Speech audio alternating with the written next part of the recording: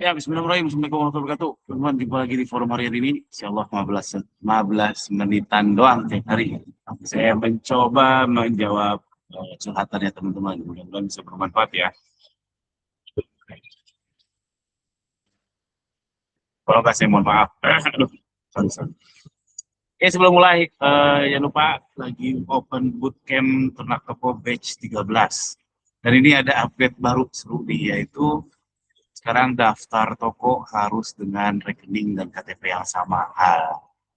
Serem sih, tapi ini jadi seru. Kenapa? Karena akan menyisakan peternak profesional aja. Peternak yang tidak profesional pasti udah kabur. Dan kalau ngadepin itu sendirian, susah. Mending bareng-bareng. Karena ini lagi ramai dibahas. Lagi ramai dibahas di grup sindikat dropship. Para peternak-peternak dan kita nyari solusinya bareng-bareng. Jadi lebih cepat. Kalau sendirian lah. Yuk, langsung mulai yuk. Silakan Mas Aki, gimana? Ya, Assalamualaikum Kang. Salam. Izin tanya Kang, ini kan Hmm, toko saya baru libur nih. hmm, Lebaran ini kan habis libur gitu ya. Terus ya, ternyata ada sebenarnya satu iklan yang, ini ROAS-nya Masya Allah gitu ya. hmm, hmm. Sebelum Lebaran itu. Nah, terus tiba-tiba biasanya kan iklan bisa dilanjutkan gitu ya. Oke. Tapi jadinya nggak bisa. Tulisannya apa Jadinya saya tulisannya? eh nggak bisa dilanjutkan aja. Saya nggak begitu apa namanya aware lah soal itu. Intinya pas saya mau lanjutkan iklan yang paling gede ROAS-nya, nggak bisa lagi gitu. Nah, akhirnya saya bikin iklan baru.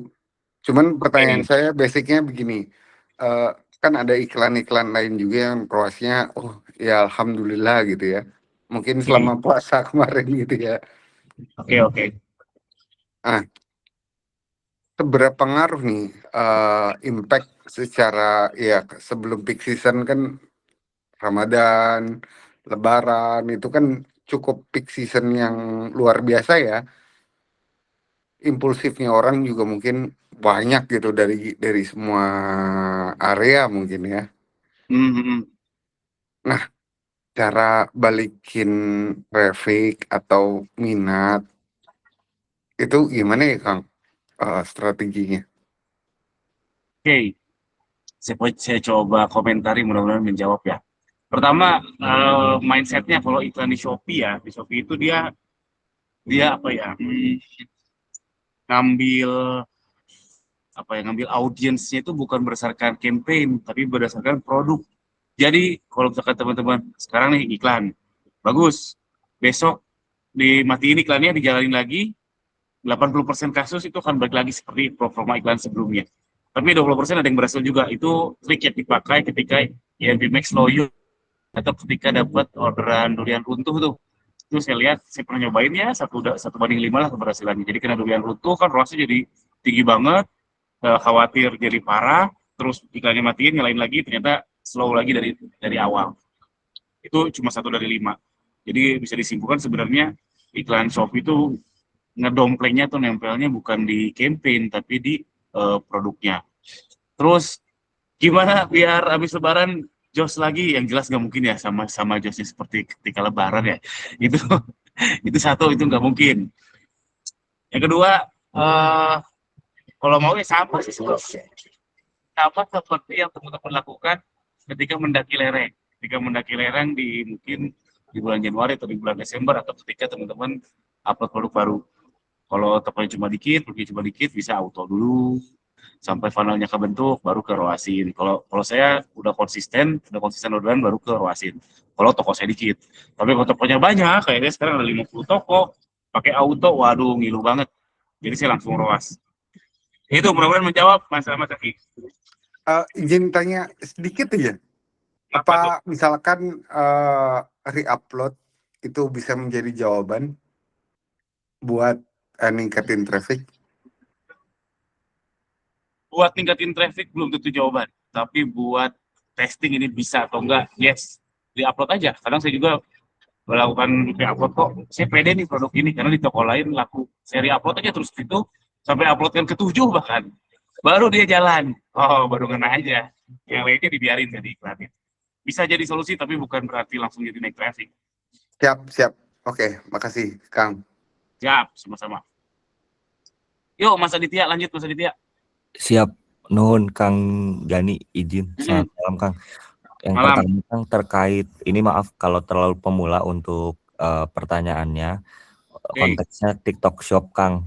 Jadi TikTok Shop ini saya baru tahu dari teman-teman admin bahwasannya kalau di resinya itu kan nggak kayak di Shopee ya Kang, dia nggak ada produknya. Nah, itu apa bisa kita munculin dengan trik atau cara apa Kang? Terus yang kedua tentang pengirimannya, apakah harus dengan JNT aja? Apa bisa kita dengan pengiriman lain untuk TikTok Shop? Kalau saya sempat lihat mungkin 2 tahun yang lalu bisa dengan JNE, tapi kita harus bersurat ya Kang. Sama yang ketiga tentang Udah, stop dulu aja. Oke, ada siap. ngacung, soalnya ada ngacung yang lain. Oke, satu biasanya saya nggak komen soal TikTok ya, tapi karena ini hal yang saya cukup tahu ya. Saya cukup tahu karena saya sekarang jualannya prakteknya fokus di Shopee aja. Saya mungkin sedikit dari banyak konten kreator jualan online yang beneran jualan. Saya nggak jualan TikTok. Makanya saya bikin aplikasi dokter Shopee, bukan dokter marketplace. Jadi yang pertama, barangnya nggak muncul, harusnya muncul. Kenapa? Karena saya kan ada sindikat dropship, ya itu ada yang jual di TikTok. Dan yang dikirim resinya muncul dan bisa diproses oleh supplier. Jadi berarti bukan trik, berarti ada salah setting sepertinya dari Mas Aditya. Izin Kang. Terus, gimana maksudnya? Jadi yang nggak ada tuh nama produknya tuh Kang. Oh, nama produk ya. Mm-mm. Oh, kenapa harus nama produk? Kayaknya udah nggak zaman deh. Bagusnya pakai SKU kayaknya. Oh ya, oke Kang. Saya nggak tahu ya detailnya apakah nama produk muncul atau tidak. Tapi kalau SKU bisa muncul harusnya, mungkin. Saya nggak begitu yakin. Mungkin nama produk bisa muncul karena yang di sindikat dropship itu rata-rata kirimnya ada SKU-nya. Jadi bisa diproses oleh supplier. Yang kedua masih sama kok itu si pengiriman defaultnya JNT, dan nah ini baru banget saya sebelum puasa ketemu lupa siapa namanya dia kepala JNT Bandung. Waktu itu minjem tempat saya, dia bilang bisa TikTok bisa dibuka kerannya tapi tetap nggak 100%. Jadi bisa dibuka ke JNE dan itu kita harus mohon ke RM. Dan itu nggak mudah memang. Dan kalaupun disetujui, JNT-nya tetap ada. Jadi masih relevan yang tadi Mas Aditya ketahui. Itu Mas Aditya. Baik, siap. Nuhun Kang. Siap. Yuk, lanjut Mas Ilham yuk. Ya Mas, mau nanya tadi yang Mas bilang update Shopee itu maksudnya buat toko baru apa gimana Mas? Apa toko lama juga dikena sidak terkait nomor rekening yang beda dengan KTP? Yang jelas toko baru. Gimana? Yang jelas toko baru. Jadi toko baru sekarang daftar rekeningnya harus pakai nama rekening yang sama dengan KTP yang terdaftar. Toko lama mudah-mudahan tidak. Mudah-mudahan tidak. Amin. Iya, baru tahu soalnya update dari Mas Gani. Iya, ini memang baru banget. Tahun lalu juga ada isu gini juga, cuman ya tahun lalu kan cuma muncul notif suruh update norek atau KTP gitu, tapi ujung-ujungnya saya agak ubah-ubah ya, masih berjalan aja tokonya gitu Mas. KTP tahun lalu KTP. KTP ya. Vermuk lagi. Iya nggak ada apa-apa, masih berjalan aja, nggak ada kendala. Berarti ya mungkin ya update data mungkin ya tahunan Shopee mungkin kali ya, atau gimana ya update itu. Ya entahlah. Tapi ada plus minusnya lah. Memang jadi ribet ya buat para peternak. Tapi plusnya berarti peternak yang non profesional akan tersisihkan. Makanya kalau mau jadi peternak profesional, ngajarin bootcamp saya sama Mas Sony. Gitu teman-teman. Oke. Ya, makasih Mas infonya. Siap, sama-sama. Yuk, ada lagi? Masih ada waktu? Yuk, Mas Aditya lagi yuk. Tadi Pertanyaan ketiga, yuk lanjut. Siap Don Kang Gani. Jadi kalau untuk e-commerce Kang, kalau udah terdaftar, semisal make kredensialnya itu bukan pribadi gitu ya Kang, makanya perusahaan. Nah itu apa bisa dipindahkan ke pribadi atau ke perusahaan lain atau nggak bisa sih Kang? Bisa. Shopee Oh, bisa, TikTok nggak tahu. Shopee oh, saya pernah mengajukan, bisa tapi nggak saya lanjutin. oh berarti pakai RM juga ya Kang ya? Pakai CS juga harusnya bisa ya. Oh, Saya waktu itu CS. lewat RM sih, tapi itu harusnya prosedur umum ya. Oh baik. Harusnya sih bisa. Harusnya ya, logika saya ya, walau walau bener atau enggak. Oke, siap Kang Gani, nun Kang. Siap, sama-sama. Yuk lanjut Mas Banu yuk. Halo Kang, bisa Halo, didengar? Ya, bisa. ya. Kang, ini kan selama Lebaran ini kan saya coba iklan tuh yang 25.000 Kang, selama Lebaran ini di 3 toko Kang. Nah setelah Oke. Lebaran ini kita mulai ngegas lagi. eh, ini kan udah H plus berapa ya? H plus 4 ya. Tim ini udah bisa langsung normal lagi Kang? Apa gimana Kang? Untuk strateginya, strategi iklan Kang? Bisa gas aja nggak masalah. Fokus Oh, ke nggak data ada. aja teman-teman. Bukan fokus ke ini habis Lebaran terus gimana. Fokus ke data aja. Kalau ternyata di push iklan directionnya jelek, ya udah jelek aja. Simpel itu sih, sederhana. Ada yang harus diubah, itu aja. Oh, oke Kang. Tinggal lihat datanya aja Kang ya. Iya betul. Oke Kang, Oke, makasih Kang. siap.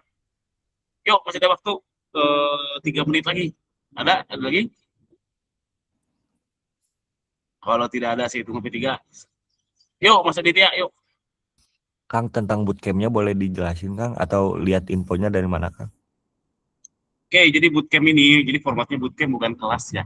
Kalau kelas tuh ngemeng dipraktekin sendiri. Kalau bootcamp ini kita 8 pekan, 8 minggu. Ada modul, 8 modul. Modulnya sama, kurikulumnya sama, ada 8 tuh. Tapi dari POV berbeda, POV saya sama POV Mas Sony. Jadi tiap pekan ada 2 video yang kudu ditonton sebelum Zoom. Karena Zoom-nya kita hanya fokus ke diskusi, bukan pemaparan. Karena evaluasi saya sama Mas Sony juga pembeli kelas berbayar, teman-teman. Evaluasi saya sama Mas Sony, ngedengerin kelas berbayar, keburu ngantuk, keburu lupa, dan nggak bisa berulang-ulang. Jadi mending ditonton dulu berulang-ulang, jadi modul dibagikan, Zoom, modul, Zoom, modul, Zoom, modul, Zoom, sampai 8 pekan. Jadi modul formatnya adalah bootcamp seperti itu. Ini selama 2 bulan, biayanya itu di 9 juta itu. Malah atau murah ya, relatif sih, relatif. Kalau teman-teman lanjut ke bulan kedua, teman-teman join sindikat dropship namanya. Di situ kita partneran, bukan hubungan antara penjual kelas dan pengikut kelas, tapi kita partneran di sindikat dropship, kita ngedropship bareng-bareng. Kayak tadi case yang tadi, misalnya KTP harus sama dengan nomor rekening, kalau ngadepin sendiri pasti puyeng. Tapi kalau ngadepinnya bareng-bareng, pasti dia udah nyoba ini sih, dia nyoba ini, oh saling share. Karena kita bareng-bareng, praktek bareng. Kurang lebih gitu, detailnya bisa japri saya. Gitu Mas Aditya. Siap nun Kang.